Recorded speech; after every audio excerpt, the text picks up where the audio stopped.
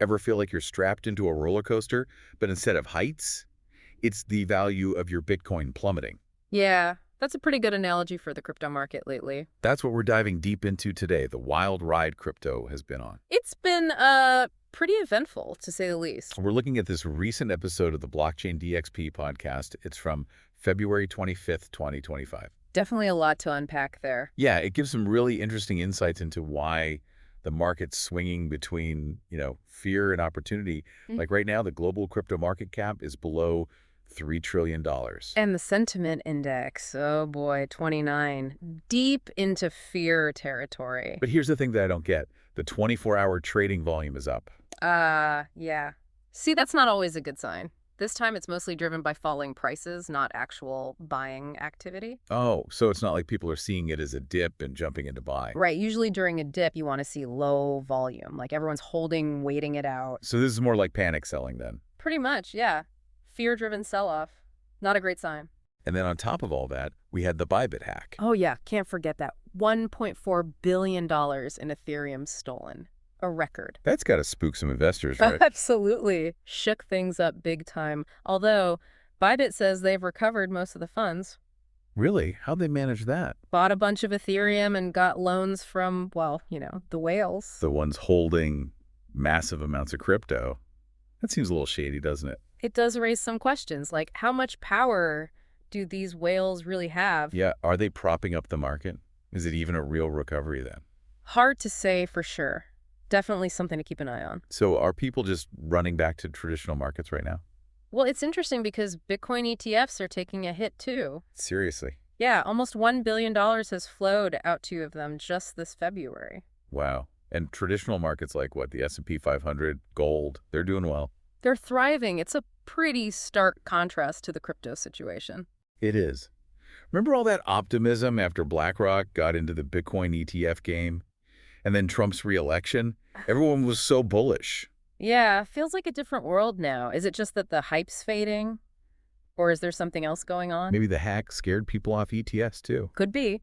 Or they're just, I don't know, seeking safety in less volatile assets. Who knows? And then you've got Trump adding fuel to the fire with his whole Bitcoin strategic reserve thing. Yeah, his stance on that has been, let's just say, unclear. He keeps saying he won't sell the Bitcoin that's already in the reserve. Right, but then these rumors pop up that he's going to buy more Bitcoin for it. Probably fake news, though. Even if it is, the idea of a strategic reserve has to be affecting the market somehow, right? Oh, absolutely. Some people see it as a sign that crypto's going legit, getting government support. But others probably worry it means more regulation, more control. Oh, got it. It's a double-edged sword.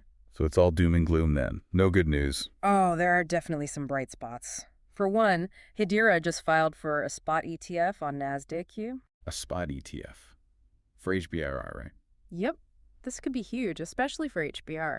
A spot ETF tracks the actual price of the asset, unlike the futures-based ones. So it's like buying directly into HBR, but through the stock market. Exactly, and that could open it up to a whole new wave of investors, especially the big institutions who don't want to mess with owning crypto directly. Makes it a lot more accessible. And that could mean more demand, right? Higher price. Potentially, yeah. It's like getting that stamp of approval from traditional finance. So we've got a possible ETF approval on the horizon. Any other positive developments? Well, the SEC also closed their investigations into Robinhood and OpenSea. No action taken. Oh, that's good news. They both deal with crypto pretty heavily, right? Yeah, big players. So this could be a sign that Trump's going for a lighter touch on regulations, at least for now. I think so. It's too early to celebrate, but it's definitely an interesting move. Could mean more room for innovation, less fear of being stifled by the government. It's definitely a win for the industry.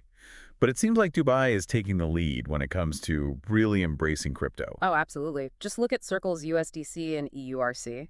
They're officially recognized by the Dubai International Finance Center now. Wait, seriously? The DIFC? Yep. First stablecoins to get that recognition. Okay, that's got to be a big deal. But I don't really get why. Well, it means financial institutions and the DIFC can actually use these stablecoins for their services. Payments, treasury management, you name it. So it's not just some symbolic gesture, they're actually integrating them into the system. Exactly. It's like a giant leap forward for stablecoin legitimacy and adoption. I mean, if Dubai's doing it, who's next? Right, it's like setting a precedent. And then you've got the rumors about Tether launching a dirham-backed stablecoin.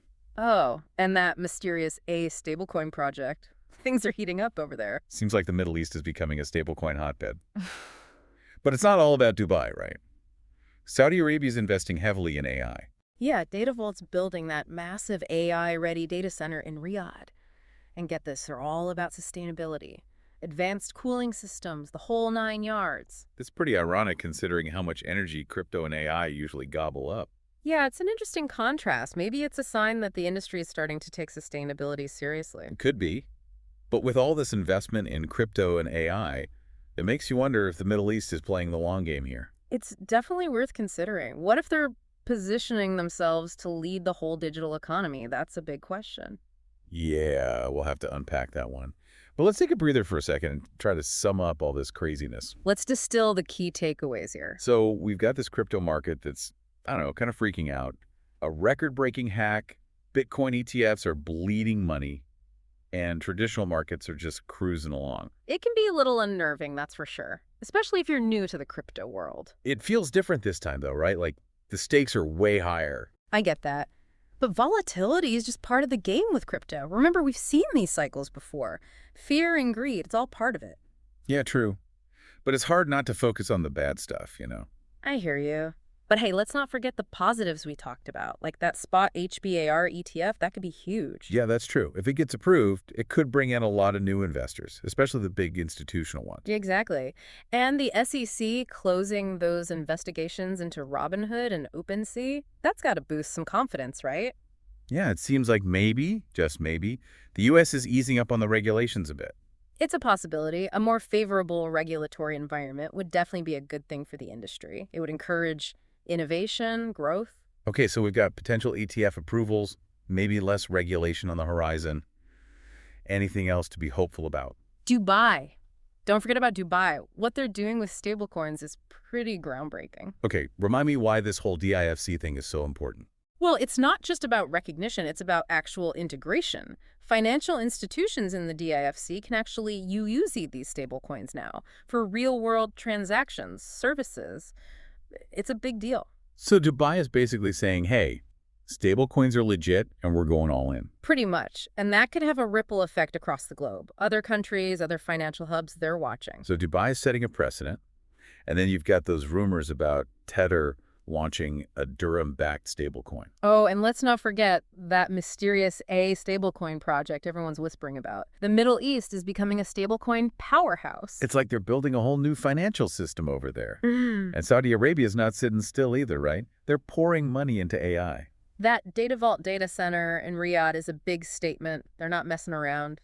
And the focus on sustainability, it's an interesting angle. Yeah, it is. It's like they're saying, we're going to be leaders in crypto and AI, but we're going to do it responsibly. Maybe they're trying to get ahead of the curve. The energy consumption issue is a big one for both crypto and AI. It's definitely something the whole world is going to have to grapple with. But with all this investment in crypto and AI, it's hard not to think they're playing the long game here. They're definitely thinking ahead. Are they trying to position themselves as leaders in the global digital economy? It's a question worth pondering. It is. But let's not get lost in the big picture just yet. We still need to figure out what's going on with Trump and this Bitcoin strategic reserve thing. Yeah, that's a wild card for sure. He's being intentionally vague, which just adds to the uncertainty. So the only thing we know for sure is that he's not selling the Bitcoin that's already in the reserve. Right. But what about buying more? Is he really going to do that? And if so, what does it mean for the market? It's anyone's guess at this point. So more waiting and watching then. In the meantime, what's your advice for the average investor trying to navigate all this craziness? First and foremost, don't panic. Remember, the crypto market is known for its volatility. It's a roller coaster, but that's part of the ride. Easier said than done when you see your portfolio plummeting, right? I know. But if you believe in the long-term potential of crypto, don't let the short-term fluctuations scare you off. This is a time to stay calm, stay informed, and maybe even see it as a buying opportunity. So basically, keep a cool head and don't make any rash decisions. Exactly. And don't forget the basics. Do your own research, understand what you're investing in, and never invest more than you can afford to lose. Those are the golden rules of investing, no matter what asset class you're dealing with. Solid advice. But the crypto world can feel so overwhelming sometimes. You know, there's so much information, so many different projects. How do you even begin to make sense of it all? It can definitely be overwhelming. That's why it's important to focus on education. There are tons of resources out there, online courses, books, podcasts like this one. Take the time to learn the fundamentals of blockchain technology, understand the different types of cryptocurrencies, and the risks involved. So knowledge is power. The more you learn, the better equipped you'll be to make informed decisions. Exactly. And don't be afraid to reach out to others in the community. There are plenty of experienced people out there who are willing to help newcomers. It's a very welcoming and supportive community for the most part. So find a mentor, join some online forums, Yeah. attend a conference.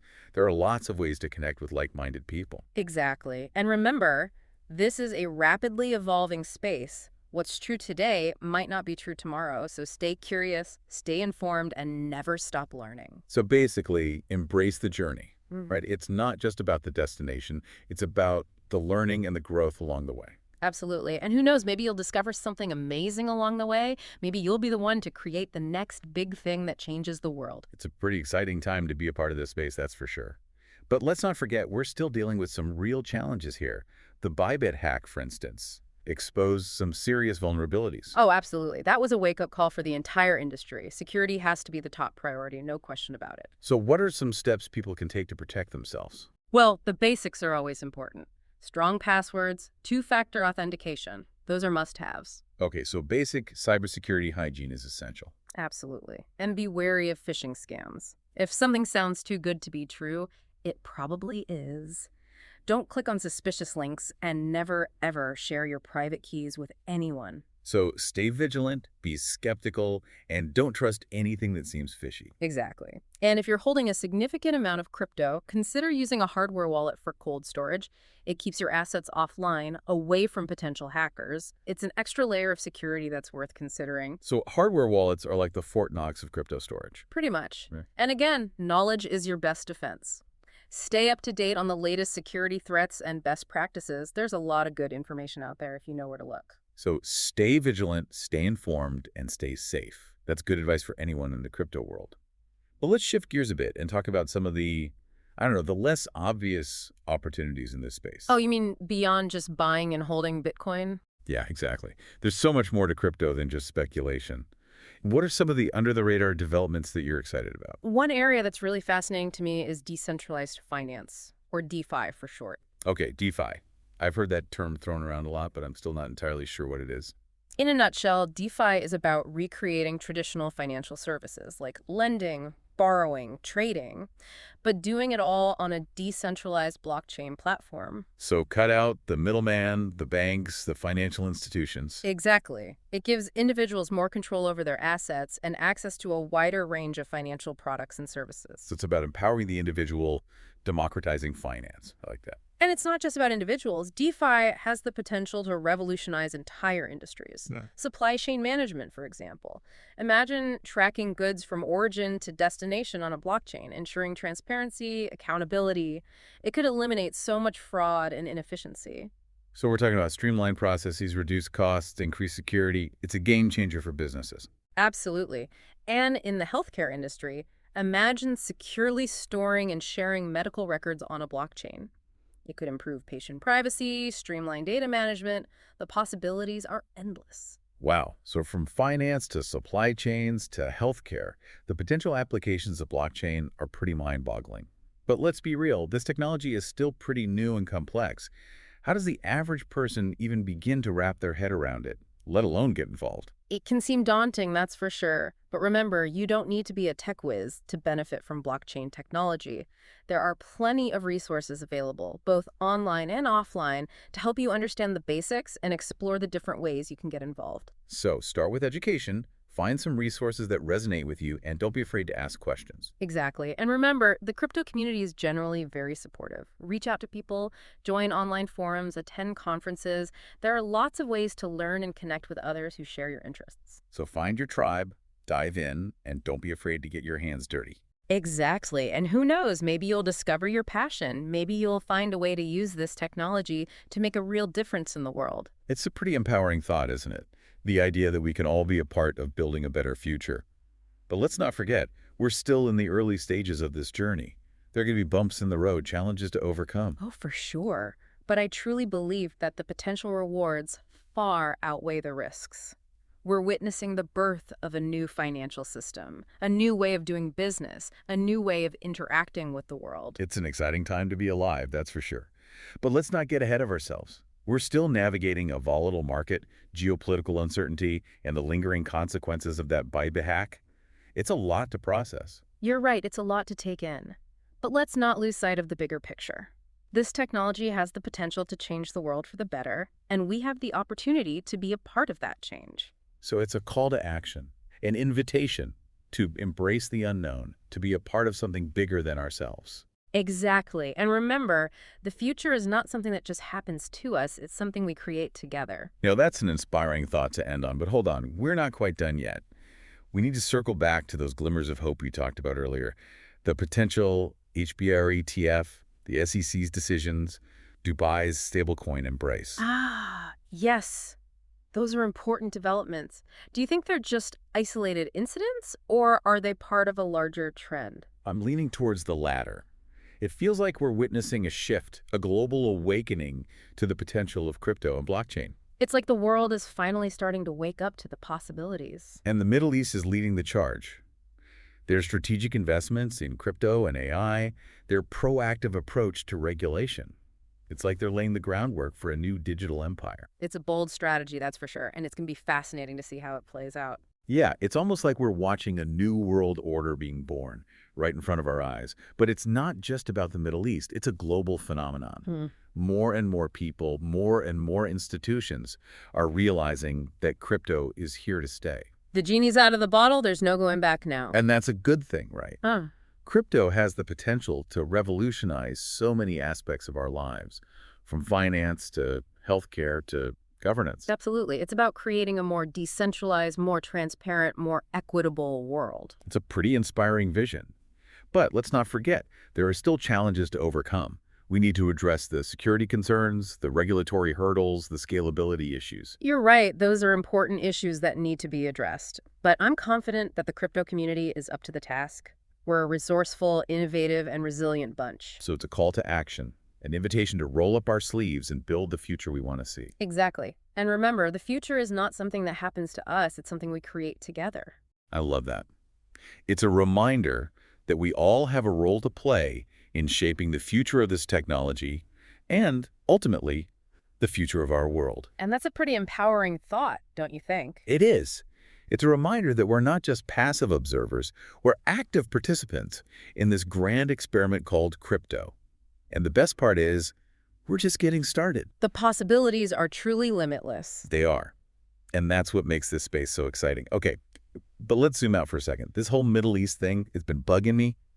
Dubai going all in on stablecoins. Saudi Arabia building that crazy data center. Yeah, they're not messing around, are they? What if this is all part of a bigger plan? Like they're making a play to dominate the whole digital economy. It's definitely a possibility. I mean, they've got the resources, the ambition. And they're not afraid to be bold, to try new things. And they're moving fast, that's for sure. And strategically. Look at their regulatory approach. It's way ahead of most countries. So what happens if they pull it off? What happens if Dubai becomes the new Wall Street? Well, the balance of power would definitely shift. The current financial centers, they'd have to scramble to keep up. But get messy, right? Imagine the US and China watching their power slip away. Oh, yeah. There's bound to be some tension, some pushback. This isn't just about money. It's about global influence, control. Absolutely. The stakes are high. But, hey, maybe it won't be all bad. What do you mean? Well, the digital economy, it's inherently collaborative, right? So yeah, there will be competition, but there's also huge potential for cooperation. So maybe we see new alliances form, new partnerships. Exactly. The old world order, it's crumbling, and something new is emerging. Who knows what it will look like, but it's going to be fascinating to watch. You know what? This has been a roller coaster of a deep dive. Fear, uncertainty, but also so much hope, so much potential. That's crypto for you. Never a dull moment. And that's what I love about it. It's unpredictable, it's challenging, but it's also incredibly exciting. It's like we're all pioneers exploring a new frontier. And the best part is, anyone can join the adventure. So to everyone listening, don't just sit on the sidelines. Get involved, explore, experiment. This is your chance to be a part of something truly transformative. Who knows, maybe you'll be the one to unlock the next big innovation, the one to change the world. And on that note, I think it's time to wrap things up. Thanks for joining us on this wild ride through the world of crypto. It's been a pleasure. Stay curious, stay informed, and most importantly, stay engaged. The future of crypto is in our hands. Until next time, happy exploring.